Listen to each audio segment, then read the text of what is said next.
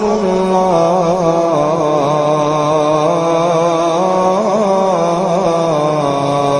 أكبر۔ جب کوئی شخص فوت ہو جاتا ہے تو اس کے اعمال کا سلسلہ ختم ہو جاتا ہے۔ جب آپ تھے تو آپ نماز بھی پڑھتے تھے اور آپ کے نامہ اعمال میں اس کا ثواب درج ہوتا تھا۔ اب آپ چلے گئے دنیا سے تو نمازوں کا سلسلہ ختم ہو گیا۔ آپ صدقہ دیتے تھے، اس کا ثواب آپ کو دیا جاتا تھا، اب آپ نہیں دے سکتے۔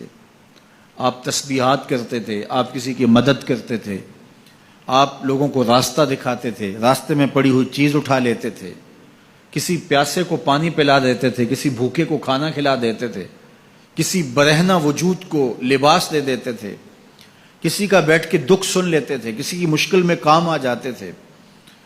آپ حج کرتے تھے، آپ عمرے کرتے تھے، آپ قرآن مجید کی تلاوت کرتے تھے، یہ کتنے اعمال خیر تھے جو آپ بجا لاتے تھے۔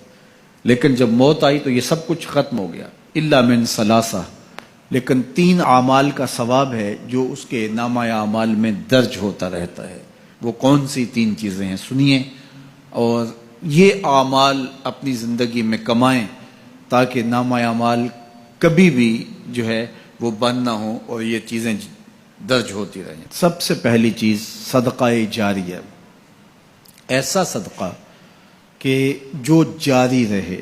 آپ نے مسجد تعمیر کروا دی، جب تک وہ مسجد موجود رہے گی اور لوگ اس مسجد کے اندر نماز پڑھتے رہیں گے، ان کی پیشانیاں سجدہ ریز ہوتی رہیں گی، تو نماز پڑھنے والوں کو تو ثواب ملتا ہی رہے گا، جنہوں نے مسجد تعمیر کروائی ان کے نامہ اعمال کے اندر بھی ثواب درج ہوتا رہے گا۔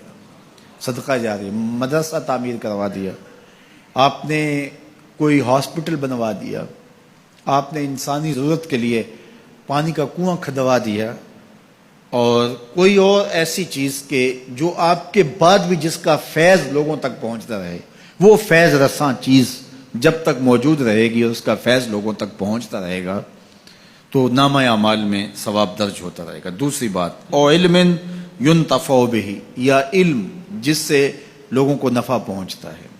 یہ ایک ایسا کھاتا ہے جو کبھی بھی بند نہیں ہوتا۔ آج میں اگر حضور علیہ السلام کے فرامین آپ کے سامنے رکھ رہا ہوں اور آپ اس کو سن رہے ہیں، اور اللہ توفیق عمل بھی نصیب فرمائے، تو مجھے بتائیے، مجھے تو اس کا ثواب ہو ہی رہا ہے۔ اب جس استاد نے مجھے پڑھایا ہے اور یہ سکھایا ہے، یہ جتنے لوگ سن رہے ہیں سب کا ثواب میرے استاد کے نامہ اعمال میں درج ہو رہا ہے، اور میرے جیسے اور بھی شاگرد ان استادوں کے جو اگر یہ کام کر رہے ہیں تو ان کا ثواب بھی استاد کے کھاتے میں درج۔ اب اس کا ثواب پھر ان کے استاد کے کھاتے میں درج، اور پھر ہمارے استادوں کے جتنے بھی ہم سبق تھے سب کا ثواب ان استادوں کے کھاتے میں درج، اور پھر ان کا ان کے کھاتے میں، اور یہ چلتے چلتے حضرت ابو ہریرہ کے کھاتے میں چلا گیا، اور پھر ان کا ثواب رسول کریم کے کھاتے میں گیا۔ اللہ اکبر۔ تو بات کر رہا تھا کہ اس طرح کھاتے بڑھتے چلے جاتے ہیں اور نامہ اعمال میں ثواب درج ہوتا چلا جاتا ہے۔ او علم ينتفع به، ایسا علم جو نفع دیتا ہے۔ او ولد صالح يدعو له، تیسری بات صالح اولاد جو ماں باپ کے لیے دعا کرے، اور ماں باپ کے لیے جب دعاؤں کا سلسلہ اولاد کی جانب سے جاری رہتا ہے تو وہ صدقہ جاریہ ہوتا ہے۔ صالح اولاد ماں باپ کے لیے کبھی بھی دعا ترک نہیں کرتی۔ اولاد صالح تبھی ہوگی کہ وہ 5 گانا نمازی ہوگی، اور 5 گانا نمازی اولاد اہتمام سے دعا نہیں بھی کر پائے گی تو دن میں کتنی مرتبہ کہے گی ربنا اغفر لی ولوالدی، اے اللہ مجھے بھی بخش دے، میرے ماں باپ کو بھی۔ ایک شخص کے 2 بیٹے ہیں، 3 بیٹیاں ہیں، 3 بیٹے ہیں، 4 بیٹیاں ہیں، اور وہ نمازی ہیں، اور روز کہتے ہیں ربنا اغفر لی ولوالدی۔ یار کبھی تو کوئی لمحہ ایسا ہوتا ہے جب تار جڑی ہوئی ہوتی ہے، کبھی تو لمحہ ایسا ہوتا ہے جب بالکل خلوص کا رشتہ مضبوط ہوتا ہے، کبھی تو لمحہ ایسا ہوتا ہے جب رکت تاری ہوتی ہے۔ تو بچپن، لڑکپن، جوانی، بڑھاپا، روز دعا مانگ رہا ہے ربنا اغفر لی ولوالدی، کبھی بیٹی مانگ رہی ہے، بیٹا مانگ رہا ہے۔ تو صالح اولاد کی دعائیں ماں باپ کے درجوں کی بلندی کا ذریعہ ہے۔ تو 3 چیزیں ارشاد فرمایا کہ یہ منقطع نہیں ہوتی.